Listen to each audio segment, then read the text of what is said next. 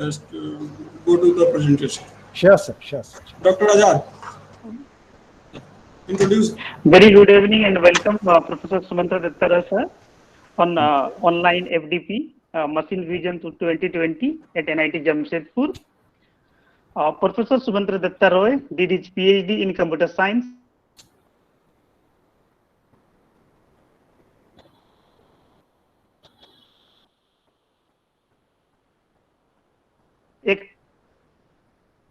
He is professor in the Department of Computer Science and Engineering at the Indian Institute of Technology, Delhi. His area of interest include computer vision and image analysis, pattern recognitions, music information retrieval and analysis, biometrics and bioinformatics.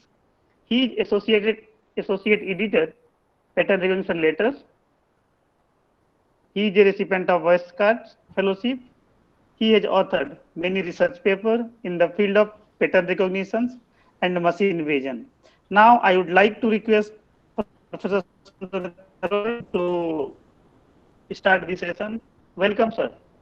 Thank you very much. Thank you very much, Dr. Azad. Thank you very much, Dr. Kaushalendra Singh. And thank you very much to everybody for the kind invite. Okay, I hope I'm both visible as well as audible, and my slides are also visible. So let's try to have an interactive session so that if you have any point, please feel free to question me, and let's try it that way. Okay, the idea here is we'll first look at motion segmentation. If there is some time, we'll also talk about tracking. So let's go over to the next slide. So let me start my session today with the help of an example. Let's see if I can play this video here. This is actually a video. So in this video, you will see quite a few things are moving. Let me just try to get it up.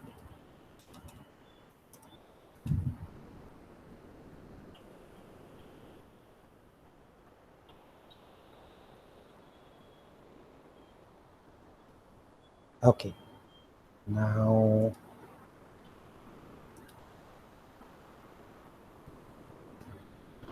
I'm actually not that familiar with online teaching. So at least now can you see the first frame of a video? I'll just play it. Okay. So in this video, this is a surveillance video that is of a parking lot, and you can see that there is a black SUV which just backed out from its parking lot, okay, and went off. And there are quite a few things that are moving in this particular video. The leaves of the tree are also swaying a little bit, and there are these two loafers who are just roaming about without any rhyme or reason. They're just roaming about the parking lot. Okay, and for those of you who have seen me before, so you may be able to recognize one of the two loafers. Okay, the one whose height is approximately 6 feet, the one who's wearing a blue shirt and dark trousers. Okay, I think some of you may recognize this particular loafer. Okay, the idea here is, can we segment out, or rather, let me try to make it a bit more interesting. Can we automatically remove an object of interest from the video? Okay, so in automatically removing an object of interest from the video, maybe what I want to do is I want to remove the largest moving object, the black SUV, from the video. Or let's say I do it one by one. Okay, first I want to remove the black SUV, then I want to remove these two loafers, whatever. All right, that's the idea. And the main thing is I want to do it automatically. I want to do it using a computer algorithm. Okay, so is the point clear? Is is the particular problem at hand. Is that clear? So we'll start off corresponding to the black vehicle. Are my slides visible once again? They should be. Yes, sir. Okay, thank you. So corresponding to the black vehicle, the idea is, let us have an algorithm to identify the moving pixels. Second, to remove the black SUV from the video automatically. That is the important part. And maybe we can do something naughty, like pasting something on top of this particular parking box while the SUV is backing out from it. Okay, so this is the problem at hand. And I'll also motivate this with the help of a little historical example. How many of you like history?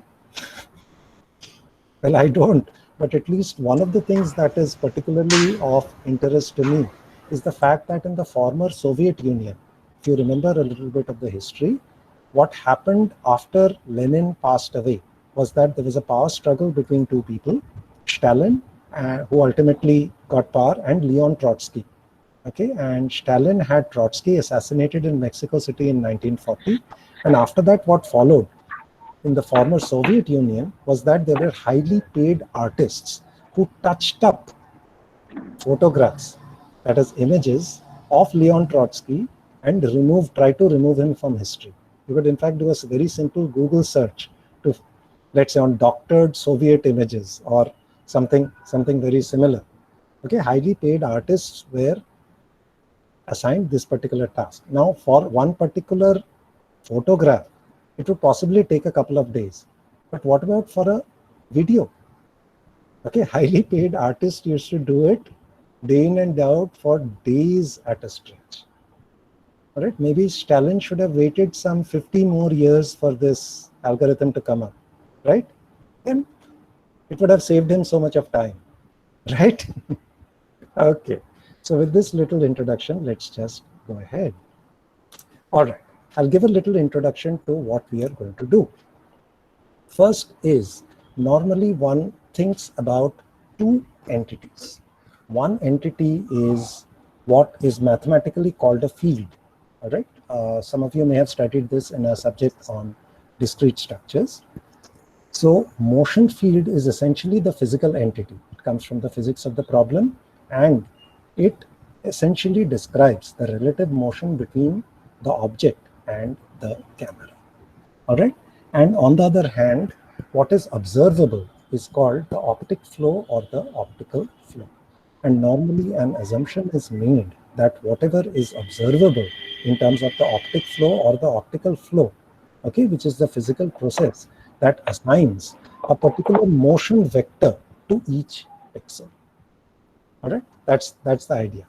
And this particular representation is familiar to all of us, for instance, who have worked on video coding also, like MPEG or H.264, H.265, HEVC, all of them assign a motion vector. Okay, there's a motion compensation, for instance, motion estimation, motion compensation. So this is essentially the optic flow. All right, and normally this is what is observable, and normally we assume that that corresponds to the motion field. However, that may not always be true. There could be pathological cases as well. So what are pathological cases? There is one example where there could be a motion field but no optical flow. A nice example here is, by the way, these are taken from Horn's classic textbook on machine vision. So one of these is that suppose there's a rotating sphere of a uniform color and texture, so that in terms of pixels, there is absolutely no difference. So in this sense, there is a motion field, otherwise the sphere wouldn't have been rotating. So there is a motion field, but it does not register any change in the set of images. Okay. Then another example is there could be no motion field, but there still could be an optical flow. The idea is, suppose we take the same sphere, but keep it stationary and have the source of light, which is not visible in the images, the source of light rotating around. Okay, or have different lights on in the room at different points in time.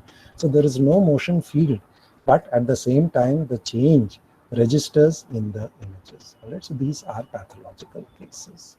And on top of it, we will apply two-dimensional parametric models. Okay, so the first question that naturally comes to one's mind is, we are talking about the motion field, which is essentially what physics says it is supposed to be in 3 dimensions. So why do we have 2D parametric models? The idea is simple. The first and basic reason is that 3D motion computation is rather difficult. It is a bit difficult. There are far too many parameters to estimate, even if you took this as a linear problem. With a 2D case, the number of variables is much less.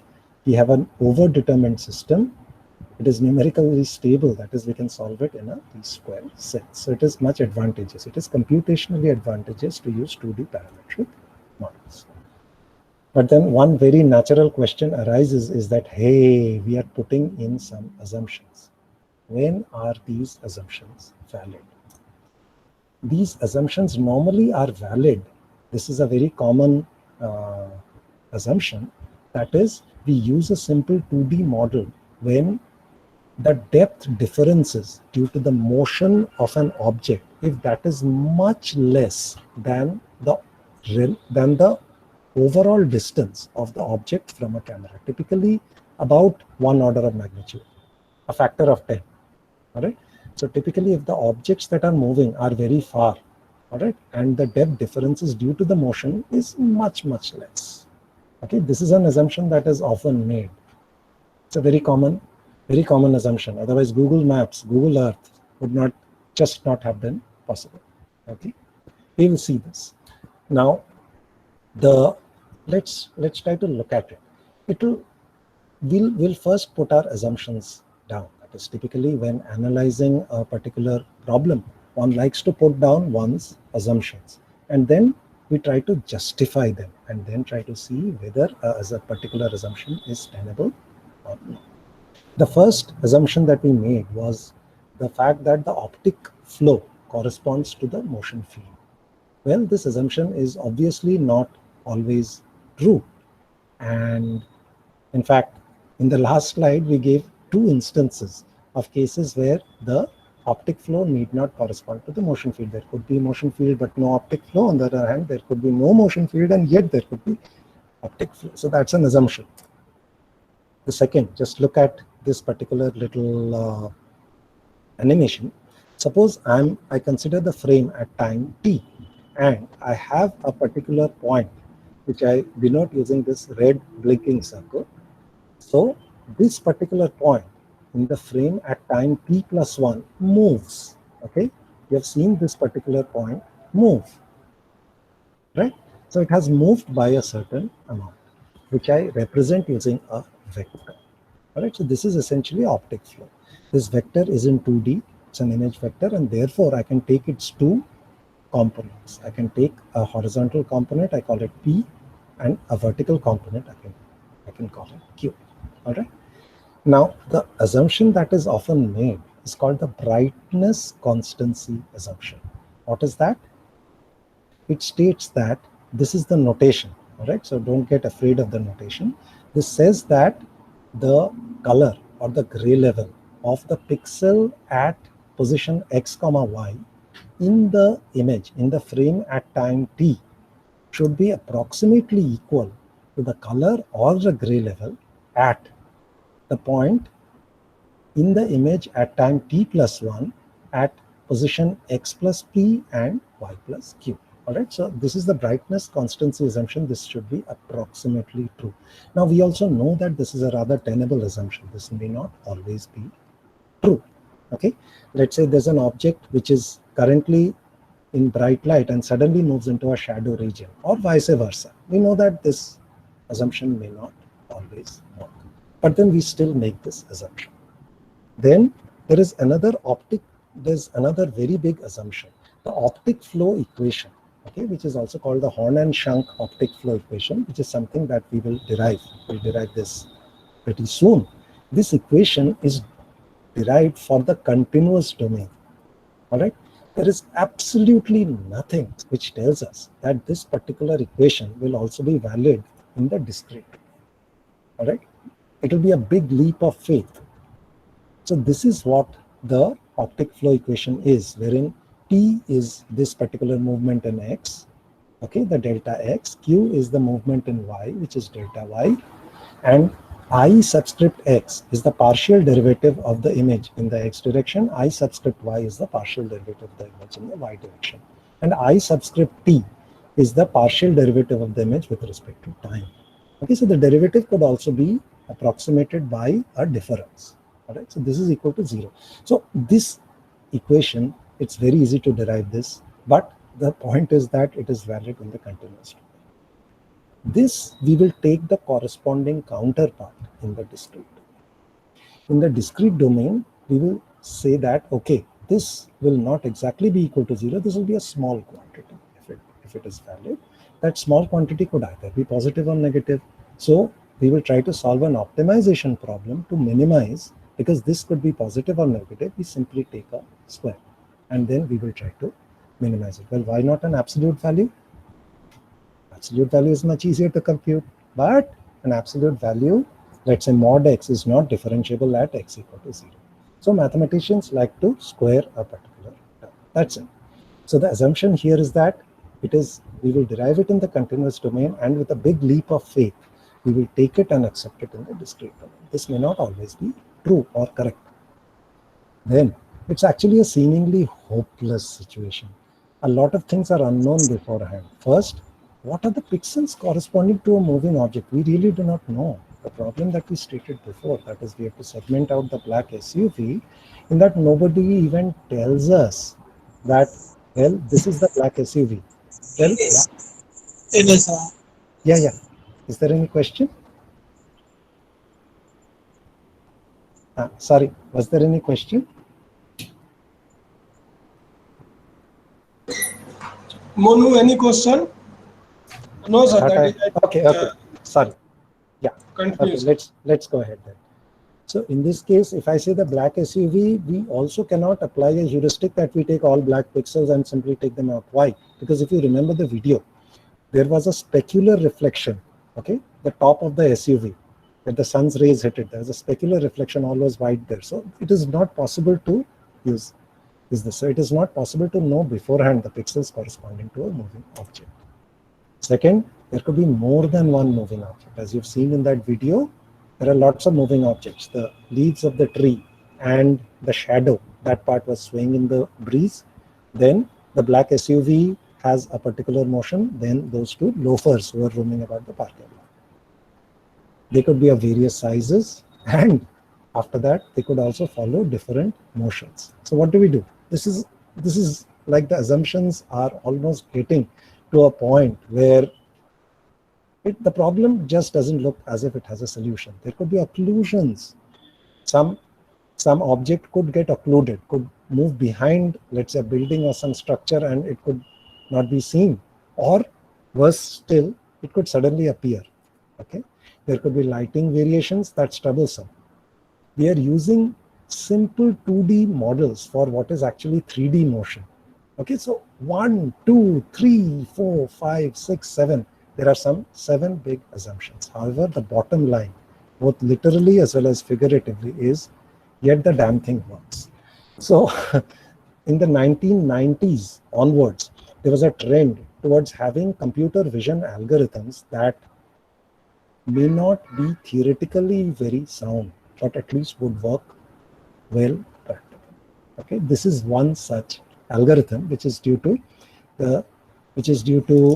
this is Shmuel-Peleg's group, Michallerani, Shmuel-Peleg, Benny Russo, and researchers at the Hebrew University, Jerusalem. I picked it up because it is very easy to understand, it is very easy to implement, and it's very easy to get very good results. Okay, now let us derive what is called the Horn and Schunck optic flow equation. This is a very simple derivation. So let us take the frame at time t, and here let us take the frame at time t plus 1. What is the difference? Note carefully. What is the difference? And normally the temporal rate of sampling, the rate at which a camera samples images, like even our feature phone cameras also sample at, let's say, 15 frames per second, right? So here we are talking of something that is at least That is at least real time or even more. What is real time? Real time is 25 hertz, 25 frames per second. How does that come about? That is the speed at which, if discrete images are shown to the human visual system, the eyes perceive them. This is, the eyes perceive them as being continuous. Okay. So one of the things that you'll note is that there is very little difference between adjacent frames. Okay. Is that clear? This little animation will show you that. There is very little difference between the frame at time t and the frame at time t plus 1.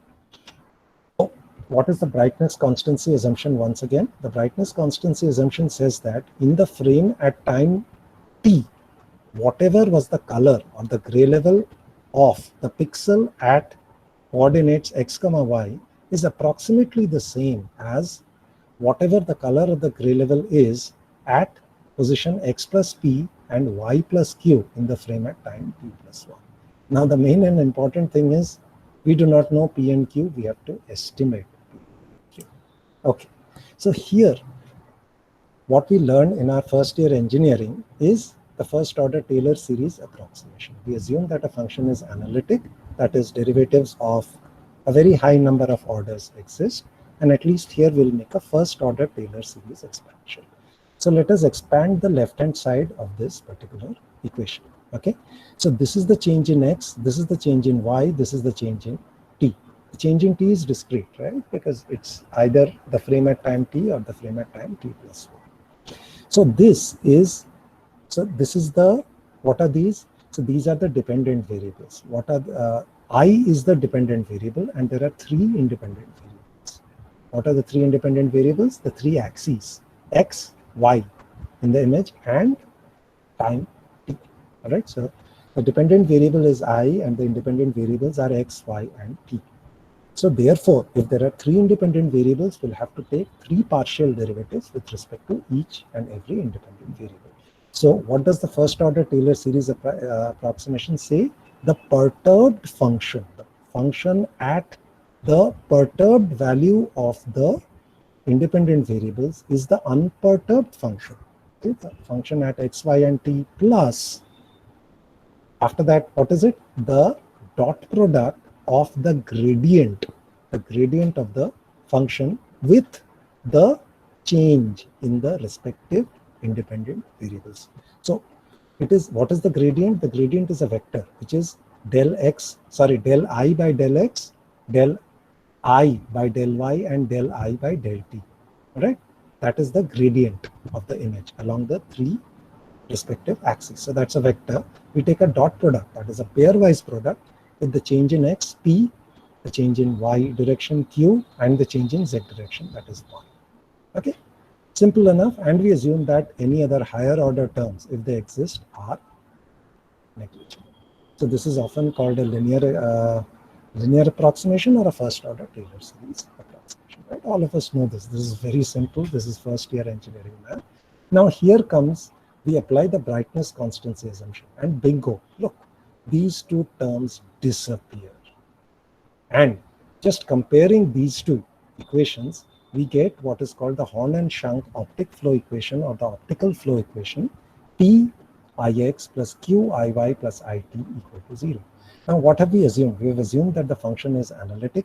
We have assumed that the first order Taylor series approximation is valid. Now analytic functions, they are all in the continuous domain. There is absolutely no mention of the discrete case. Okay, so let's assume that this is correct in the discrete case as well. Yeah, this is due to Horn and Schunck, 1980 and 1981. Okay, what is the partial derivative of the image in the x direction? And what is the partial derivative of the image in the y direction? How do we compute it? It is these functions are very easy to compute. How do we compute the partial derivative in the x and the y direction? Simple. For the partial derivative in the y direction, we subtract adjacent rows.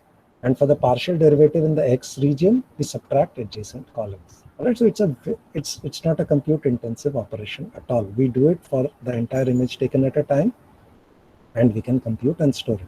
One particular row or column will be left untouched. We're not too worried about that, right? And what is the partial derivative of the image with respect to time? simply take a difference of the frame at time t plus 1 and the frame at time t.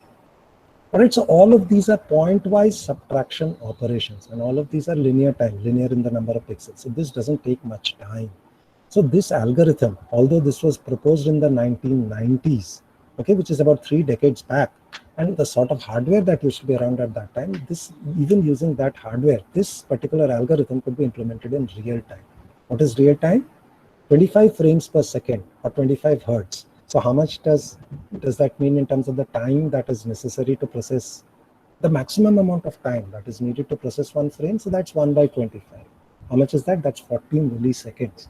Even using Baba Adam ke zamane ka hardware, even using the 1990s hardware, it is possible to implement this algorithm in real time. For images with QSIF resolution, 320 by 240. Okay, that's something interesting. Okay, what is the corresponding discrete case? How can we formulate this particular problem in the discrete case? Now, since this number will not exactly be 0 in the discrete case, it could be a small positive quantity or a small negative quantity, simply take a square. And let us formulate this particular problem, that is, for a particular region of interest, which, by the way, we do not know. We do not know either P or Q. We have to estimate this. We also have to estimate the region of interest. Okay, we also have to segment out the region of interest. Let's say the black is CP. So for all pixels corresponding to the region of interest, let us at least first formulate the problem, then see how we can attack. So is this all right? If I formulate the problem like this is an overall error. Okay, and if we can take a very simple model here. We can take a translational model, that is the motion vectors P and Q. Okay, we can assume them to be constants. All right, so that, what does that mean? That is, there is just a translation. P is Tx and Q is Ty, or P and Q are constants. So that's a very simple translational model. In the worst case, they could be functions of x and y. They could also be functions of t as well. All right, so that's a pretty complicated model. But the point is, even with a very simple translational model, this works very well. All right. We could put a more complex model. We could apply a full Euclidean case where there is translation. In addition to that, there is rotation. All right, what we know to be a Euclidean or a rigid body transform. We can advance this model to affine, or let's say first to a similarity model, wherein we say that there is a scaled rotation. Okay. After that, we can take a more complicated 6-parameter model called the affine model. Okay, wherein we account for rotation, translation, non-uniform scaling, shear. That's a 6-parameter model for 2D motion. Or it could be the most general model for a 2D motion, which is a homography. Okay, a projective model with 8 parameters, whatever. But the main point to note is, even with a very simple translational model, even with the simplest model, this works very well. Okay, let's go ahead. So if we have a particular optimization function, how do we take the, how do we find the optimum? We simply take partial derivatives with respect to the two variables and set them equal to 0. So we take this particular equation, we take the partial derivative with respect to Tx or P for that matter. We take the partial derivative with respect to Ty and set it equal to 0. These are very easy to compute. Okay, what we get out of this is the following. All right, these equations are very easy to derive. Simply put, this, simply take the partial derivative with respect to Tx and Ty, or with respect to P and Q, and set them equal to 0. This is essentially what we are going to do. All right, so with this particular equation, we are going to keep in mind. So how do we solve it? This we can solve in the least square sense. How many variables are there? There are 2 variables. There are 2 variables and there are 2 linearly independent equations. So it is perfectly possible to get a closed form solution, and not just that, it is possible to get it very quickly. Okay, that's the idea. However, the problem, the more difficult problem is not the numerical computation, but it is actually a chicken and egg problem. Okay, do you know what a chicken and egg problem is? A chicken and egg problem is essentially which came first, the chicken or the egg. In this case, if we knew the region of interest, we can estimate the motion. So if we, for instance, knew the pixels, all pixels corresponding to the black SUV, which was reversing out from the parking lot, we can simply take a piecewise difference in the frames and we can estimate the motion. But we don't know the region of interest.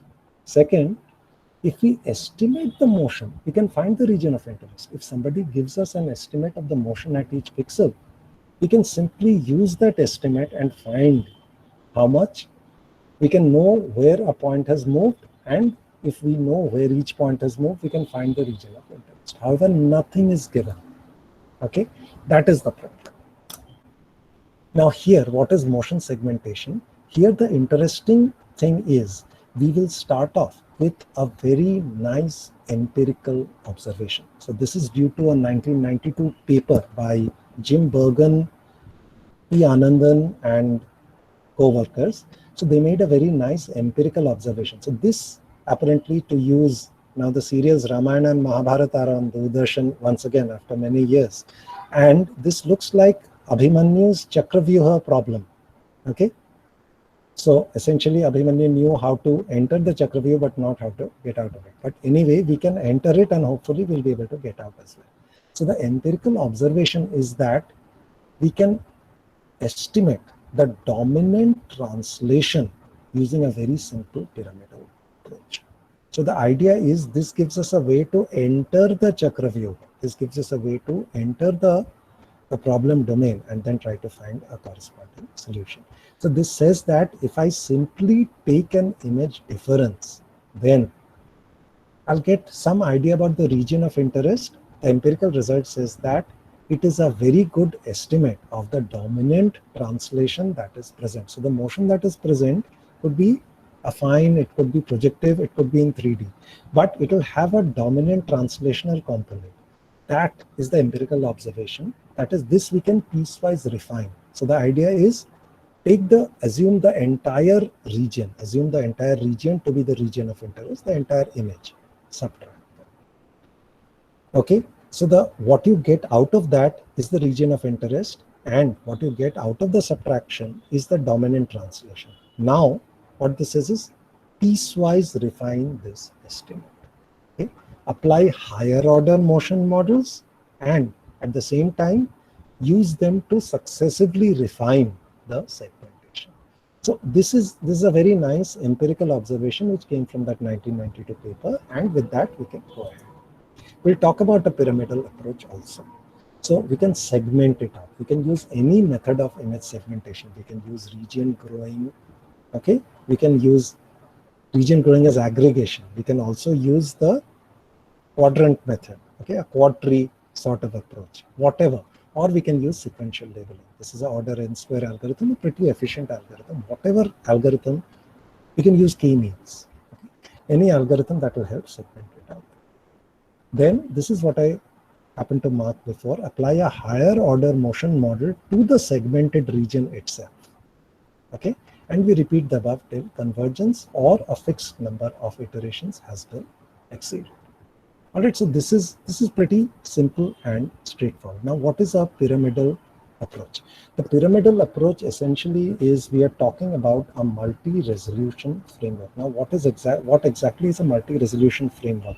This idea actually goes back to a 1984 Transactions on Signal Processing paper of looking at a signal at multiple levels of resolution. All right, so this is Andrew Witkin's idea of scale space.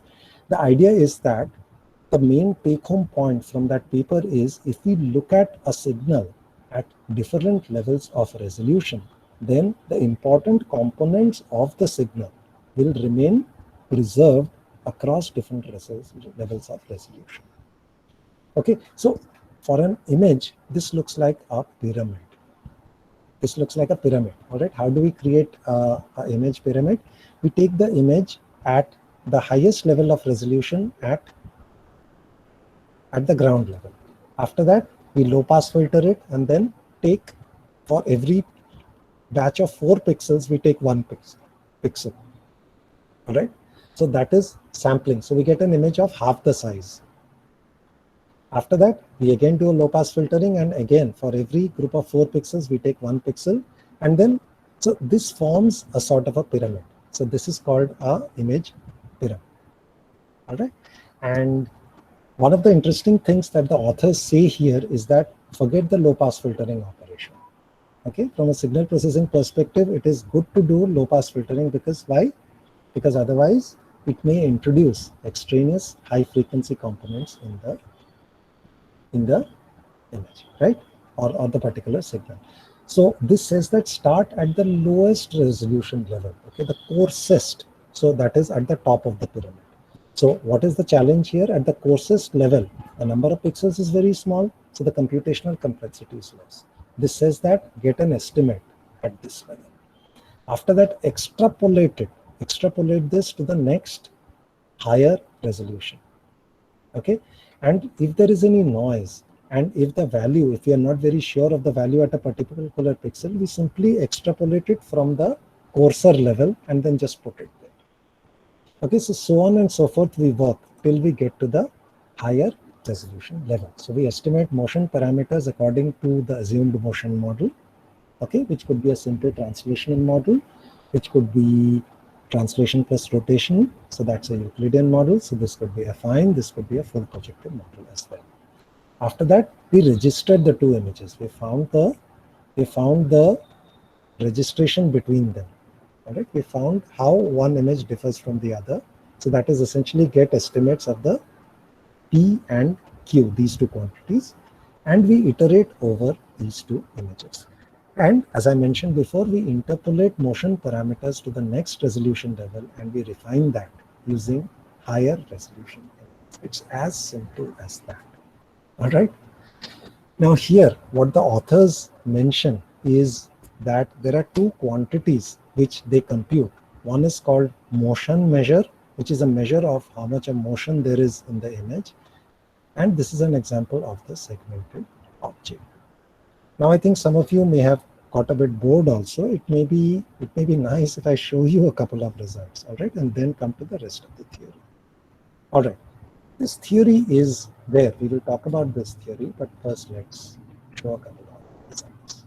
Okay, so here, the first step is to identify moving pixels. And here I've got a couple of examples. I've got two examples. Now, when the first time that I heard about this algorithm, I was pretty excited. Okay, and when I wanted to see how robust it was, and that is apply it to a video that I've taken myself and try to see whether it works or not, what did I do? I gave out an assignment. Okay, we are teachers, extremely lazy and useless people. We don't work ourselves, we get work done. So I gave out an assignment. Okay, in the chaste vernacular of the region where I come from, Delhi, हम खुद काम करते नहीं हैं, हम काम करवाते हैं. We give out assignments. All right. So let me see if I can play these videos. I'll try to share these videos now.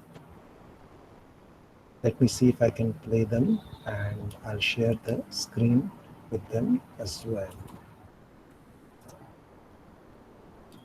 So just hold on for a while I get this particular window up.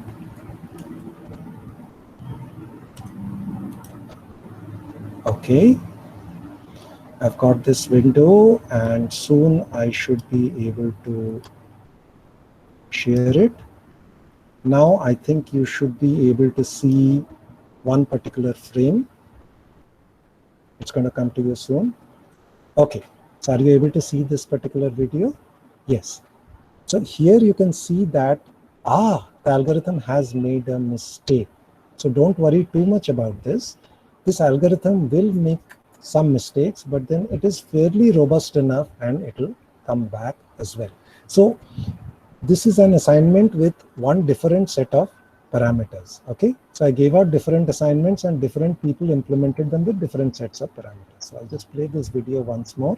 So as you can see, there are segmentation errors. For instance, here, the dominant moving region, because in this case, the algorithm got confused because of the black SUV, it had a specular reflection and also went into a shadow region. And suddenly, these two loafers, it sort of caught them as the dominant moving object.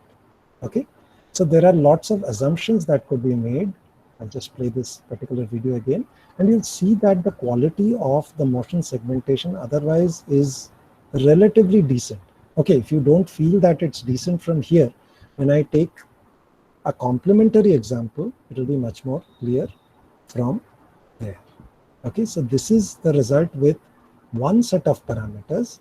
Now I'll also show the result with another set of parameters. Okay, so different people implementing these with different sets of parameters, but the important thing is that in all cases, okay, so the image should be, the video should be,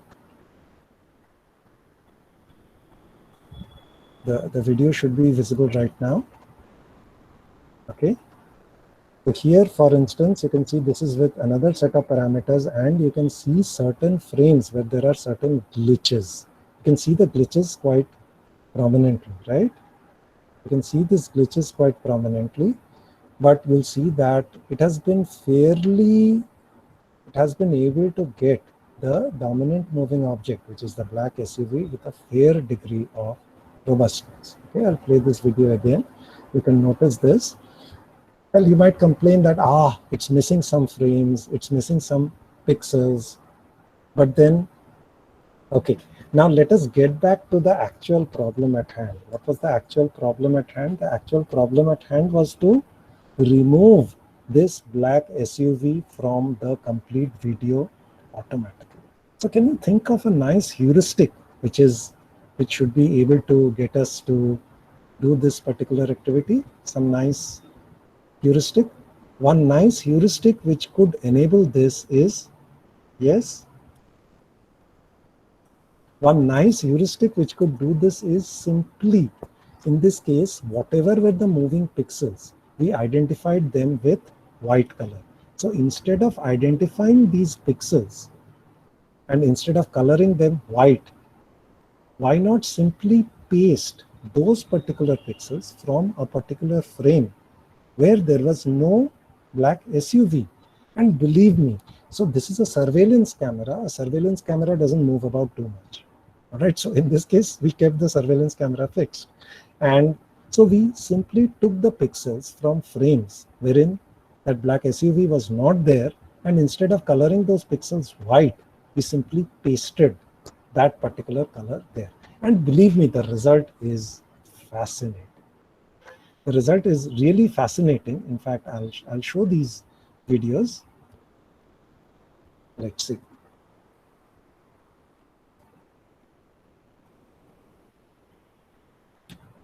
I'll just try to get this particular video up.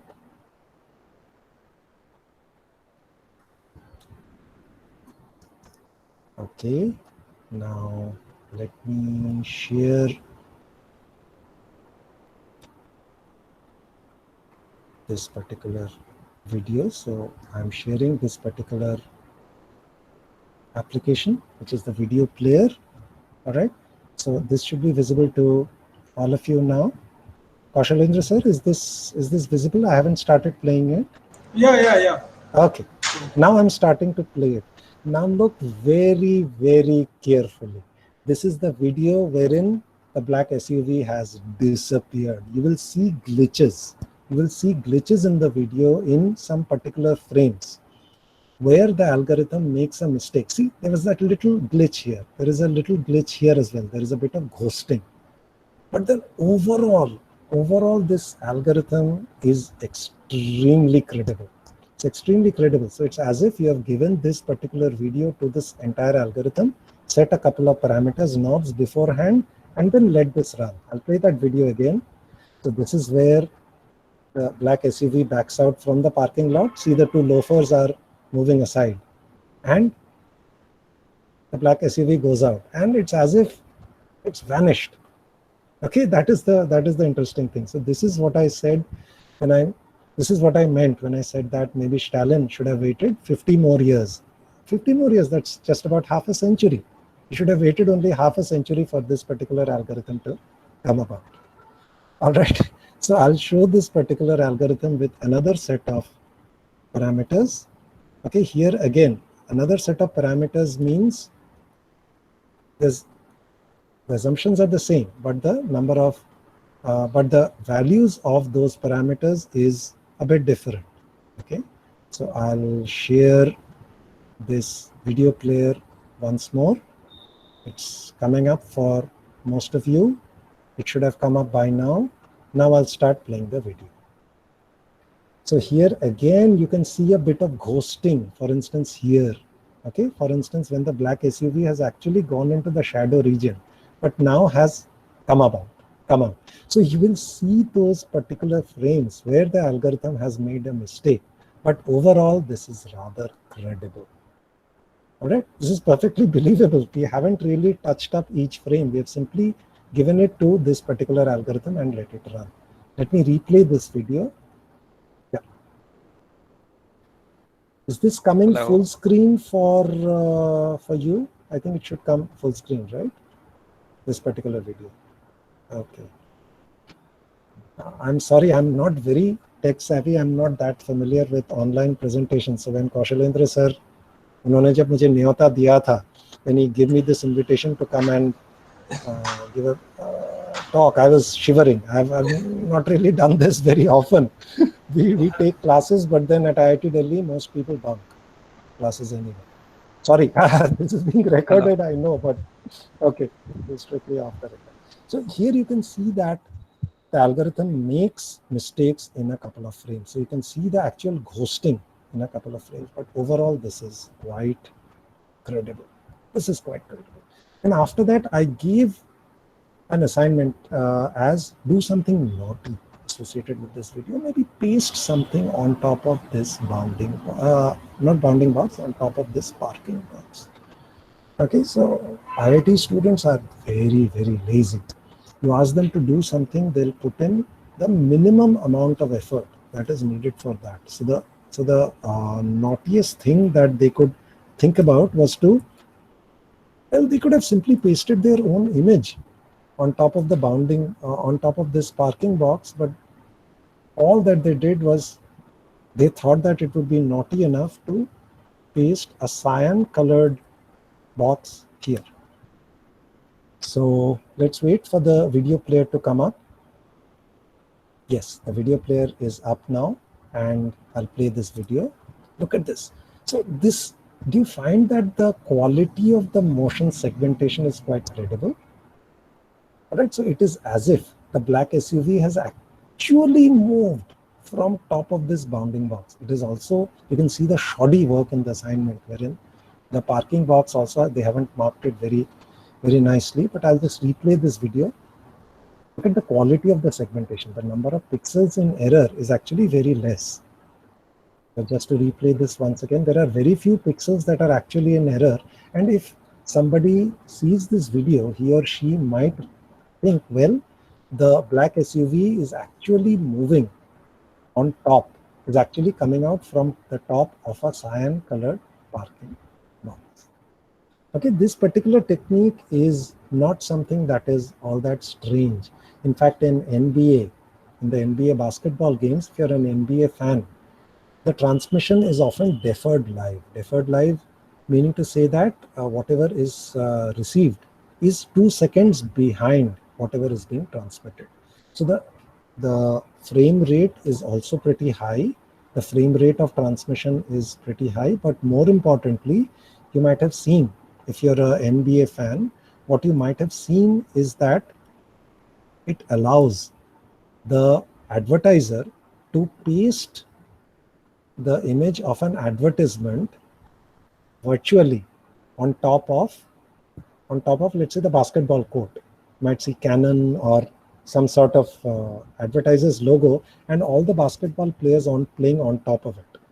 So this is the algorithm behind it. Okay, it's a very simple motion segmentation, and the frame rate is so high so that even if there are errors, even if there are pixel errors, one tends not to notice it. Okay, that's the, and anyway, this is for the American video, wherein they'll be half drunk. Most viewers will be half drunk by that time and chewing on something, so they won't notice most of these.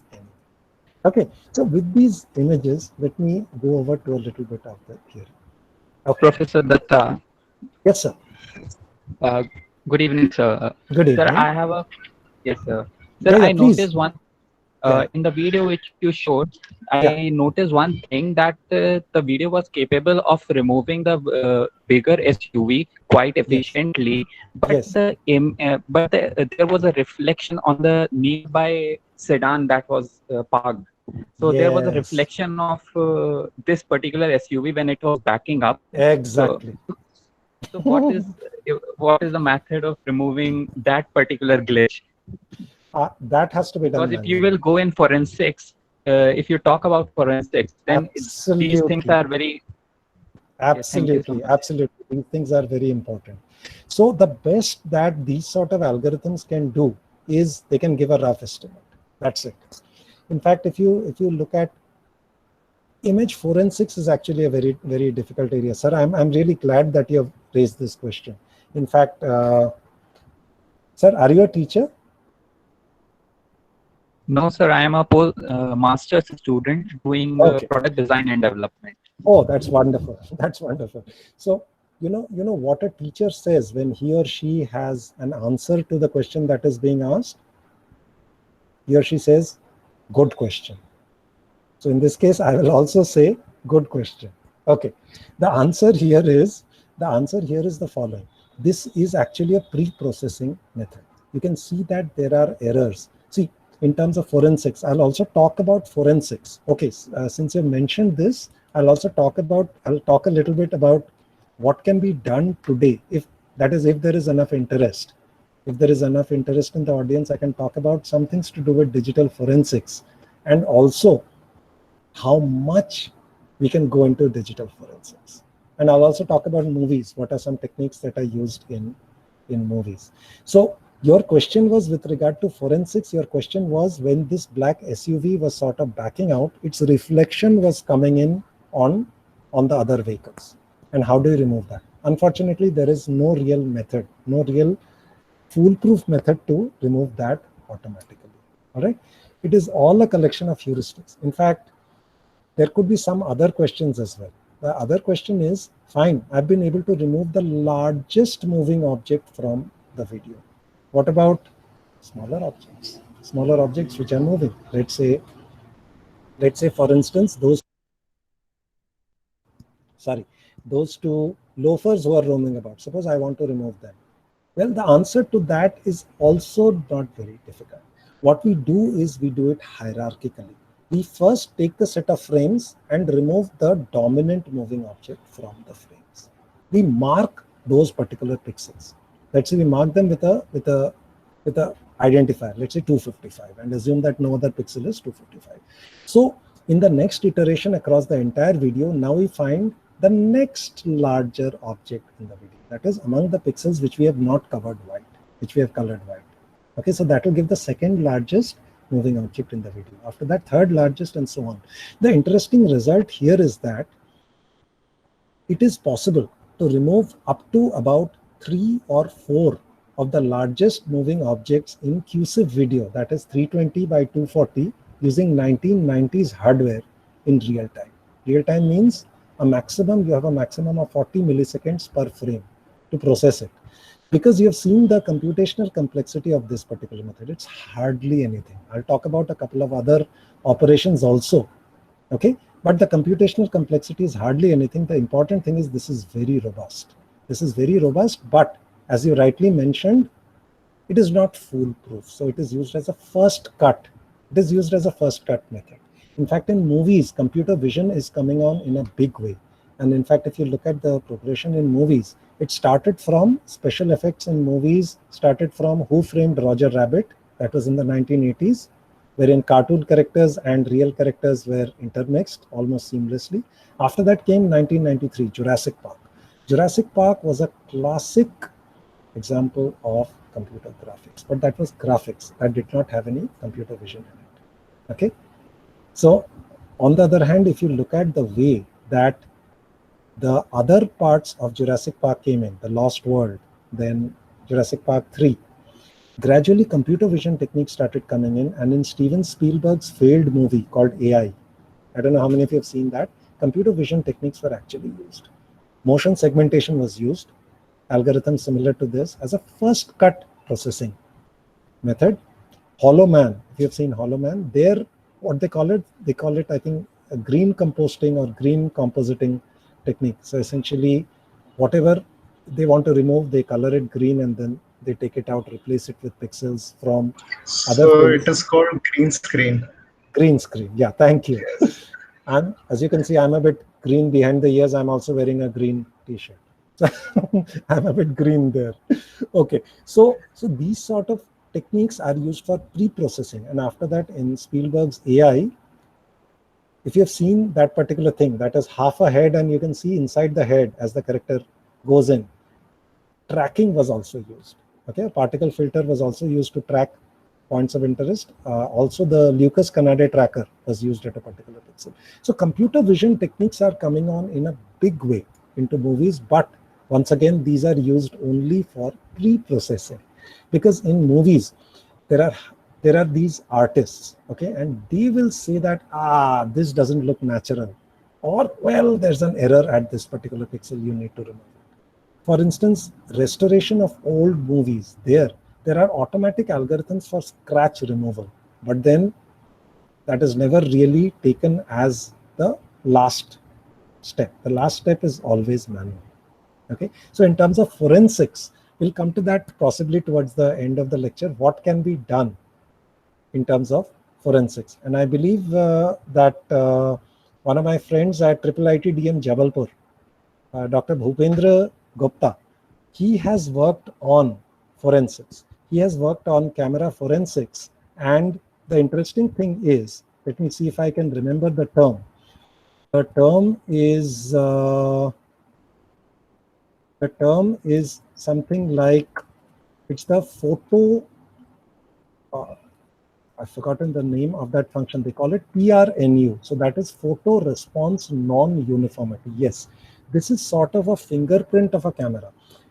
Photo response non-uniformity. This is a function that can be calculated for instance, even an image could be doctored. So how can one figure out whether an image is doctored or not? Because earlier, like, we have seen so many images, and the moment somebody is caught on camera, he or she says, well, ye to Photoshop hai. Somebody has photoshopped my image. However, these things can actually be made out. The PRNU, this is one particular function which is actually a characteristic of the camera itself. So that is, every camera in the production process, it is not possible to actually create hardware which is uniform. Okay, whether it's the distribution of CCDs, or whether it's their noise characterization, whether it is solid state elements and their response, even for the same model of the camera, same model of the sensor, this differs from camera to camera, and it is possible to estimate this PRNU for each frame. In fact, this is a very recent development. This started with an idea in the 1990s, but has caught on very recently. Okay, some of Dr. Bhupendra Gupta's research also shows this, that it is possible nowadays to detect even doctoring in the camera. Okay, so I hope that that answers your question to some level of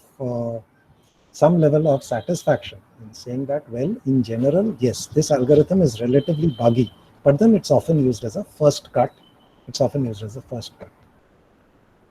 Okay. Yeah, thank you so much. Just one more question. Yeah, please. Correct me if I'm wrong. The whatever we are moving, that is, you are saying, is in real time. That means, yes, if the camera is capturing, that is removing instantaneously within 40 milliseconds of the given time. If it can, like that we have. It is not like that we have a video at our laptop and then we are doing it in that. So actually, I'm glad you have raised this particular question. This is saying anything that is real time. Okay, anything that is real time is anything whose processing time per frame is less than 40 milliseconds is said to be real time.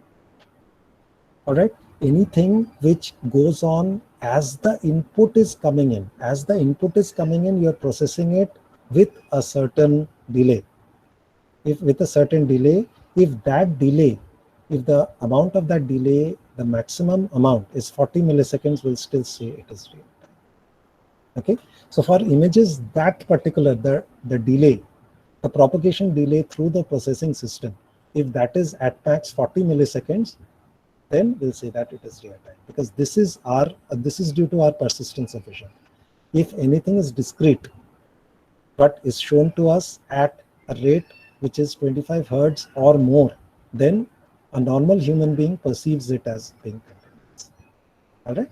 So whether it is canned video which is getting processed with each frame less than 40 milliseconds, or it is online video which is coming in and the output is coming in with a delay of 40 milliseconds or less, it is still real time.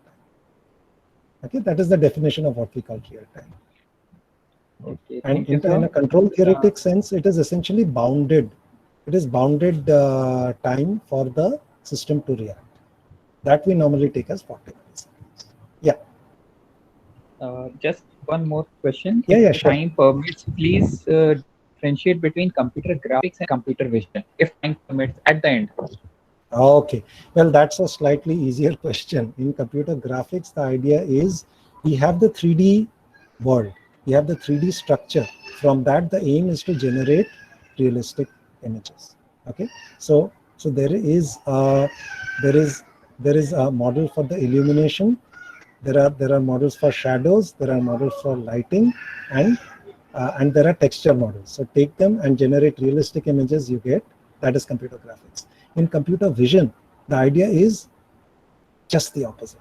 You have information from either one image or many images, and from that you want to get some semantic interpretation. Let's say the 3D structure. For instance, the way that we human beings look at the world, we've got these two cameras, the left and the right camera. Okay, our two eyes. So what happens? One particular pixel, our brain establishes a correspondence between the left and the right image. Okay, it says that, well, these two correspond to the same object. Then what does our human visual system do? It joins the optical center of the camera through the image and projects the ray into space. It does it for both these, and wherever these two meet, that is simple triangulation. We human beings can do it very fast. So this is, if a computer can do it, that's called computer vision. So very simply put, that is it. Okay. For instance, those who are visually impaired in one eye, what they do is they do motion stereo. This is called stereo vision. Okay. So all of us can also check this out due to persistence of vision. If we close one of our eyes, we may not be able to perceive depth. But if we move our head, our brain stores the previous image also. So it basically takes those two to be the stereo pair and then does the triangulation. So people who are visually challenged in one eye can also do stereo. So that is the essential philosophical difference between computer vision and computer vision. Is that all right? Thank you. Okay. Thank you. Okay. Well, let's get back to the slide. So here the authors propose two measures. One is called the motion measure. This looks dirty. This looks dirty, but then this is not really very dirty. Have a look at it. The main term. Okay, let's do this term by term. Let's forget the summation here. Let's forget the denominator. Let's forget this term. What is the main thing here? This is the absolute value of the difference between here for pixel xi, yi in the frame at time t minus 1 minus the corresponding version at xi, yi at frame t. What is this? This is the temporal derivative. So essentially, the term that they are proposing called the motion measure is essentially a glorified temporal derivative. Is that all right? Okay. Now what they are additionally saying is modulate that with the spatial derivative. See, we have computed the spatial derivative anyway. What is the spatial derivative? This is a vector. All right, this is the gradient. So essentially, this is the gradient in y direction and the gradient in x direction. And if I've taken the magnitude, so it is a under root of ix square plus iy square. So suppose instead of this, I simply have this in the denominator. So what they've done is they've put a squared version of that in the denominator. All right. and they've put a single power in the numerator. Apparently, this has better numerical properties. But you can well imagine that there is just one of these terms in the denominator. Now, do you know there's a very nice physical significance of this. This says that suppose there is a Formula 1 race that is going on in complete darkness. Will we be able to perceive any motion? No. So our motion, although there is a lot of motion, there are racing cars moving very fast, because the illumination is very bad, the numerator will be very small. So the idea is, in that case, divided by a very small denominator. So if the illumination is bad, the spatial derivative, okay, the difference between adjacent x and y pixels will be very less. So that is the idea. It is a sort of a normalizing term. Or if the motion measure is very high and outside it is very bright, the spatial derivative will sort of compensate. Okay, so do you see this? So this is a normalizing term. This is actually a beautiful heuristic. So they are basically, the authors are dividing by the spatial derivative. And instead of that, for better numerical properties, they are putting the term here in the numerator and dividing by the square in the denominator, and also adding a certain constant here. A lot of you may be familiar with this trick. This trick is essentially to avoid an exploding fraction because of a very small denominator. Anybody who studied direct inverse filtering, okay, in either signal processing or image processing will know that in certain cases, if the denominator goes very small, then there is an overflow error. In DSP, you might have studied it. One way is to put a small positive constant here, so that the denominator never goes very small, which will blow the term up. And numerically, this sort of function has properties which are very similar to the original function. Okay. Now let's come to what these neighborhood terms are. This says that I don't take the estimate at one particular pixel. Why? Because there could be noise at a particular pixel. So instead of this, I do a low pass filtering. I take this estimate not at one pixel, but maybe in a 3x3 neighborhood around that pixel. Okay, so take that estimate not at 1 point, but take it at 9 points and then put it in. So there could be an error at 1 point, there could be an error at 2 points. The chance of an error happening at all 9 points is much less. So this is actually a very nice engineering approximation. This is a very nice engineering approach to formulating this particular term. All right, this is all that I said. And additionally, what they propose is another function which they call reliability. This is nothing but the inverse of the condition number of a matrix. See, this is a 2x2 matrix. Okay, that particular term which you saw earlier in the optic flow equation, okay, that 2x2 matrix will necessarily have 2 eigenvalues. Okay, it's real, it is symmetric, so therefore the eigenvalues will also be real. They won't be complex. Okay, and we'll take the condition number of a matrix, essentially a measure of the rank, is the ratio of the maximum to the minimum. So they say that take it the inverse of the condition number of the matrix. This is very easy to compute. Yeah, this is what I talked about. This is the matrix that I talked about. So when is a pixel said to be stationary? A pixel is said to be stationary if the motion measure is low and our reliability, that is our confidence in this, is very high. And a pixel is said to be moving if simply the motion measure is high. We don't look at that. So this is actually a collection of some very nice practical heuristics in order to get some very impressive results. If you've seen this, like most other popular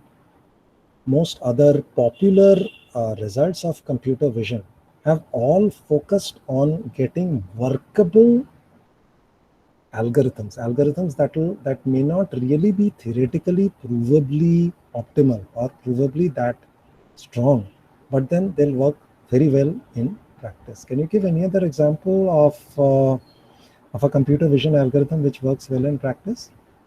How many of you have seen the panorama mode of a camera? Even in entry-level cell phones, okay? So hold the cell phone at an arm's length and then slowly move it around. So what the software inside will do is they'll stitch them together. This is a gross approximation. In this case, for instance, mathematically, the relation between, if a camera is rotated about its optical center, then it can be shown that the relation between two of these images is a 3x3 non-singular matrix quarter homography. But believe me, is it possible to rotate a camera exactly about its optical center? The optical center is inside the camera, it is inside the lens. However, the manual for our cell phone says, hold this camera at an arm's length. An arm, so essentially we are moving a camera from about 2 feet. Okay, that is the approximate length of an adult human's arm. So our axis of rotation itself is 2 feet away, approximately 2 feet away from the actual optical center. But in spite of that, this algorithm works fairly well. Why?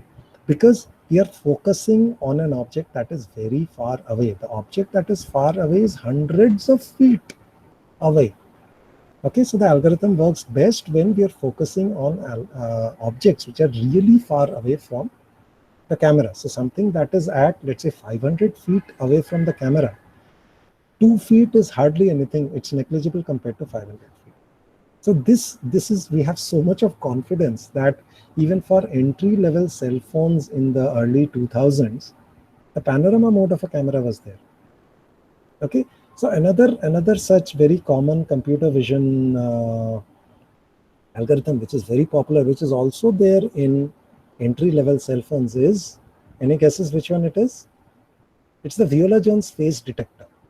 Okay, so even in feature phones, you would observe that even in something with a processing speed which is that bad, a frame rate which is that bad, within 1 or 2 seconds, it is able to find faces very accurately. This is actually, the basic theory behind it is very interesting. See, what Viola and Jones say, they give a statistical argument. Okay, the algorithm is not theoretically sound, but it is they've given a statistical validation from that. So they use a collection of very nice heuristics. The basic machine learning technique that they use is something called adaptive boosting, or AdaBoost, which is an ensemble of very simple machine learners. In fact, what they show is that the base machine learner, if it is even better than pure chance, so if it is correct just more than 50% of the time, even then I can collect them together. I can collect together weak classifiers, and an ensemble of that I can get a stronger classifier. So the basic machine learning technique behind that is something called AdaBoost. Then they use something called an integral image representation.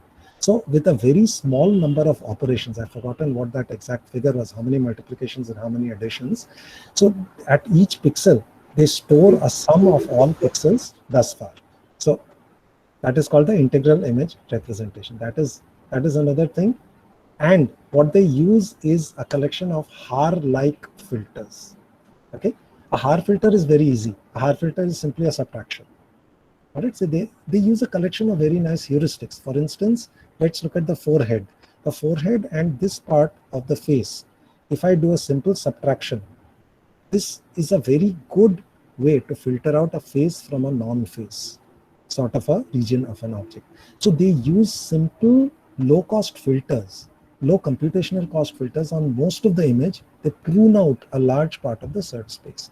After that, they start applying more complex filters on smaller numbers of pixels. And with that, so within 1 or 2 seconds, usually the Viola-Jones face detector works pretty well. Another Haar-like filter is, look at the nose versus the 2 eyes. So if you apply a Haar filter like this here, you'll get a very good response for a face. So that is the trend in computer vision nowadays, to apply algorithms which may not be theoretically very sound, but practically work reasonably well. Okay, because the proof of the pudding is in the taste. Okay, I can see Kaushalendra sir getting a bit restive because it's already 9:20, and since there must be some time for some question and answer session, I guess I'll stop here. I know it's very difficult to get a teacher to stop, right? Unless, of course, his or her spouse is around. Okay, that's possibly the most sure shot way to get a teacher to stop speaking. But I guess I'll stop speaking, and yeah, I'm game for questions. Please go ahead.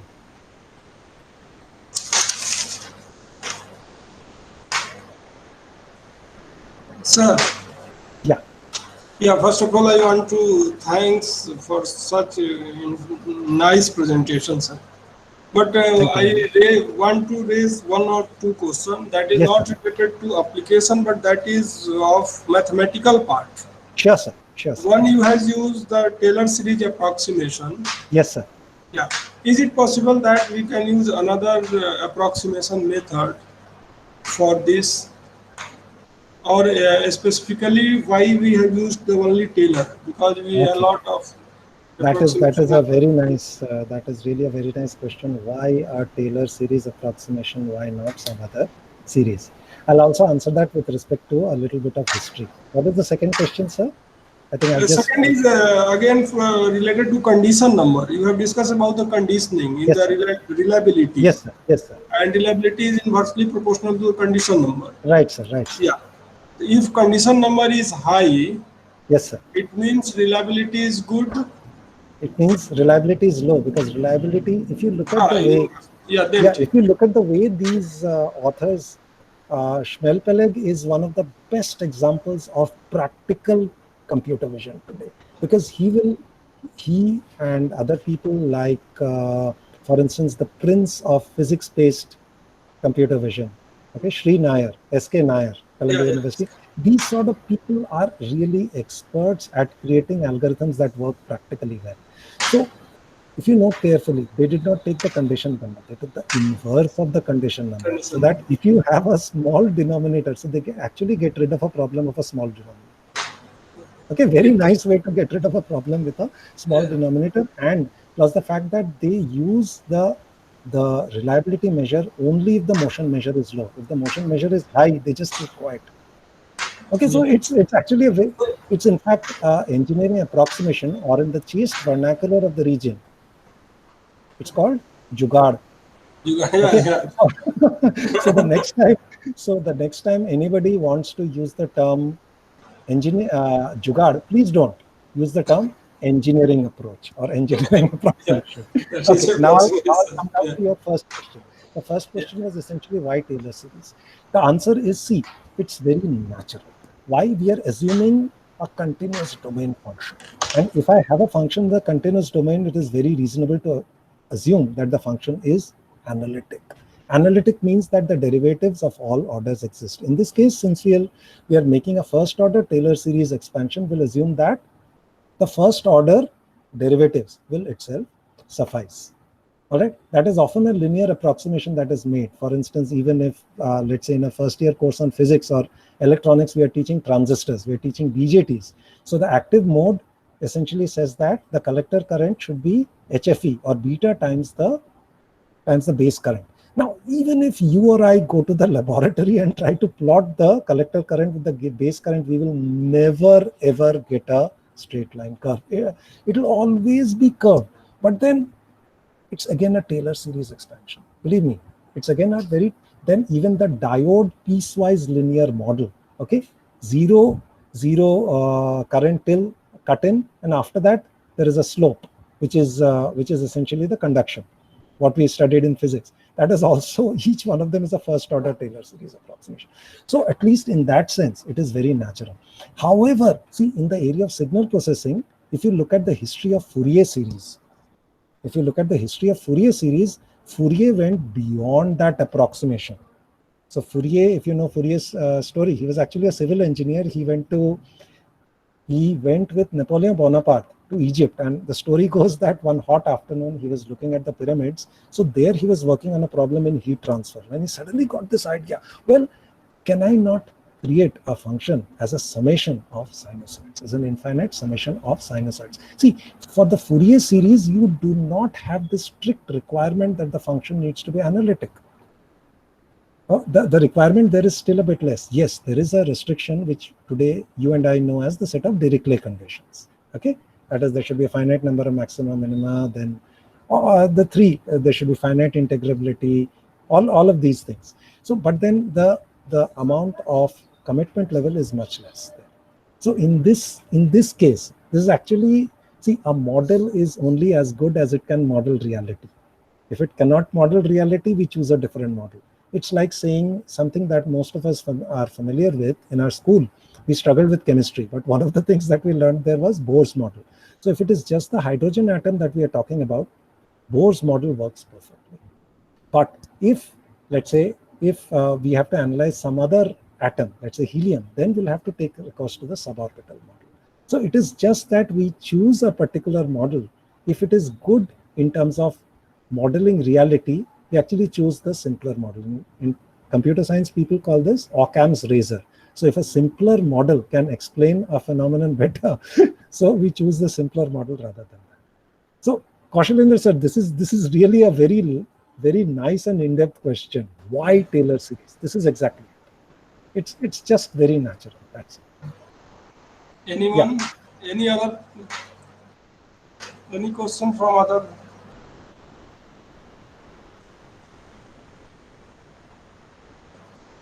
Yeah, I admit that it is quite late, and well, it's there was a bit of differential calculus, and it's also said that alcohol and calculus do not mix. Never drink and derive.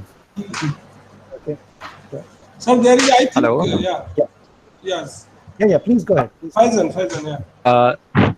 Yes, sir. Just a question is that what is the scope of image processing or machine vision for a mechanical engineer? Especially, I am pursuing product design and development from that point of view.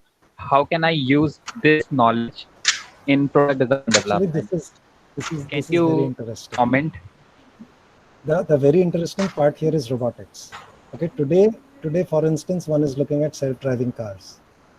All right, and in fact, if you look at it, robotics is traditionally a mechanical engineering discipline. Every bit of dynamics, every bit of kinematics, estimation of DH parameters, forces, torques, okay, getting manipulators, getting compliant manipulators, all of that are essentially mechanical engineering concepts. However, cameras have become cheap. And even with regard to, let's say, estimating robot parameters, see, typically a robot is in a workspace where, if it is, let's say, in a manufacturing industry, you and I will not be allowed to stop that manipulator. We will not be allowed to stop the production line if we want to make some measurements on the robot. It is in fact better to let the damn thing run, even if it is making errors once in a while. So what people are nowadays going towards, there are ISO standards in this as well, is finding parameters automatically from camera-based measurements. Because cameras have really gone cheap. Because even in the 1990s, no, a bit after that, maybe in the 2000s, you or I could buy a very simple analog camera, which one could power up from a USB port nowadays. There used to be serial ports. Back then, this cost some 200 or 300 rupees. Right? So that's it. It is possible to make some very accurate measurements with cameras. So even if you look at books on robotics, there will invariably be a chapter on image processing. Because apparently this is what my colleagues from mechanical engineering tell me. I try to collaborate with a couple of them with regard to things on robotics. Okay, automatic assembly tasks, bin picking tasks, very, very, very specifically bin picking, then robot-based navigation, autonomous navigation. For instance, wheel encoders. How do you take measurements of a moving vehicle? Because there could be slippage, there could be backslash. Okay, so there you take some measurements from encoders, but additionally, if you've got low-cost cameras on board, like typically nowadays, almost every robot has an Arduino board as a controller. Even the small ones have that. Okay. So there's an Arduino based thing, and often there are some very simple cameras which you can interface with that Arduino. So that's the idea. So have camera based measurements which are low cost, plus they are reasonably accurate. So they're coming into manufacturing in a really big way. Yeah. Anyone more? Thank you.